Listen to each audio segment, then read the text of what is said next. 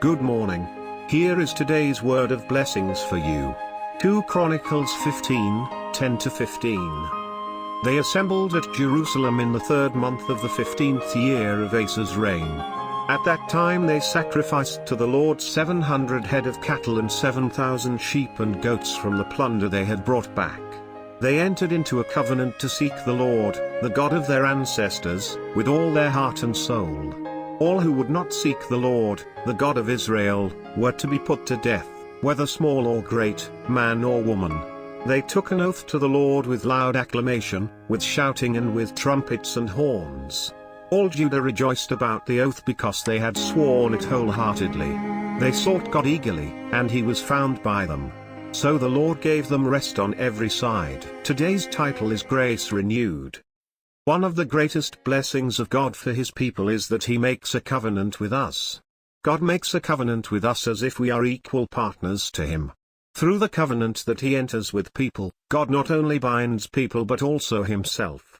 Although God's covenant with his people had various forms depending on the circumstances, there are essential underlying elements at the basis of all the covenants.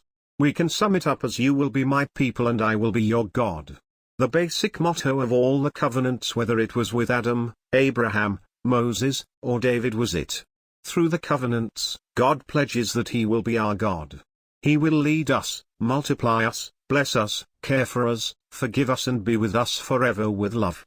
In return, people pledge that they will glorify God by worshipping him, being faithful to him, and living in a way to honor him with love.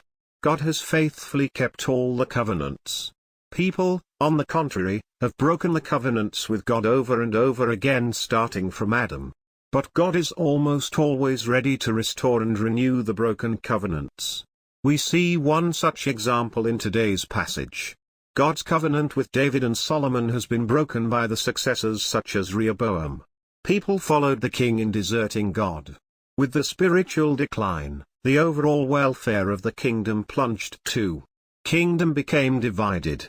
Foreign countries who were subjugated in the reign of David and Solomon now ceaselessly threatened them. King Asa was able to see the clear connection between the spiritual decline and the decline of the kingdom's welfare.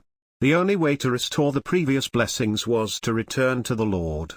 He gathers all the people of Israel in Jerusalem and renews their covenant with God. They pledged to seek the Lord with all their heart and soul. All who would not seek the Lord were to be put to death. They did it wholeheartedly and they sought God eagerly. As a result, God was found by them. He gave them rest on every side. It is as simple as that. This is the unchanging principle of loving God. We broke the covenants. We abandoned God. God has all the covenantal rights to abandon us. But he still has not ceased to have compassion for us. No matter how screwed up you are, no matter how far off you are from God, if you return wholeheartedly to God and seek him eagerly, he will restore you and surround you with his peace. Have you ever received such grace of renewed love and blessings from God? I have a lot of it. If you haven't, you can receive it now. Just return to him wholeheartedly and seek him eagerly. He will surely be found. Amen.